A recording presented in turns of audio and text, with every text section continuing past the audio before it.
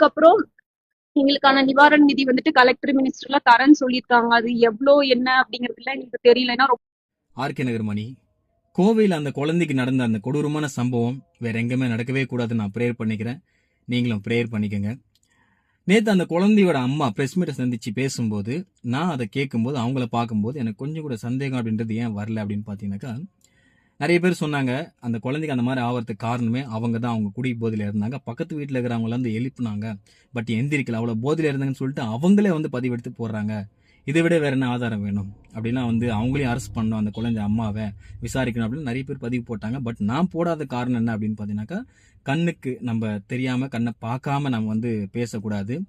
ஏன்னா 10 மாதம் கஷ்டப்பட்டு பெற்ற அந்த வலி அந்த தாய்க்கு தான் தெரியும். ஸோ அதனால் நான் எதுவும் பேசலை. ஆனால் இன்னைக்கு சொல்கிறேன், அந்த குழந்தைங்க அந்த மாதிரி ஆகிறதுக்கு காரணம் இந்த தாய் தான் அப்படின்ட்டு. ஏன் அப்படின்னு பார்த்தீங்கன்னாக்கா, அவங்க சொன்ன அந்த ஒரு வார்த்தை பொய். ஸோ அதில் தான் கன்ஃபார்ம் ஆயிடுச்சு.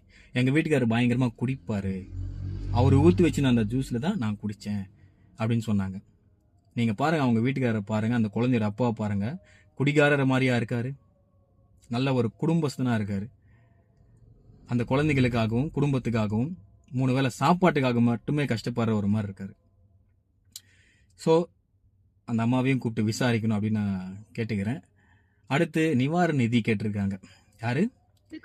அந்த குழந்தையோட அம்மாவோட தங்கச்சி. நிதிலாம் கொடுக்கூடாது, உங்களுக்கு மெதி தான் கொடுக்கணும்.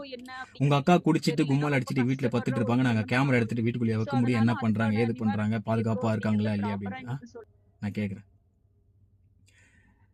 தன்னோட குழந்தை எங்க இருந்தாலும் திரும்ப வர்ற வரைக்கும் அந்த தாயோட மனசு ஃபுல்லா அந்த குழந்தை மேலதான் இருக்கும். அதுதான் தாய். குழந்தைய பக்கத்திலே வச்சுக்கிட்டு இப்படி அலட்சியமா இருந்துட்டு நிவாரண நிதி கேட்குறீங்க.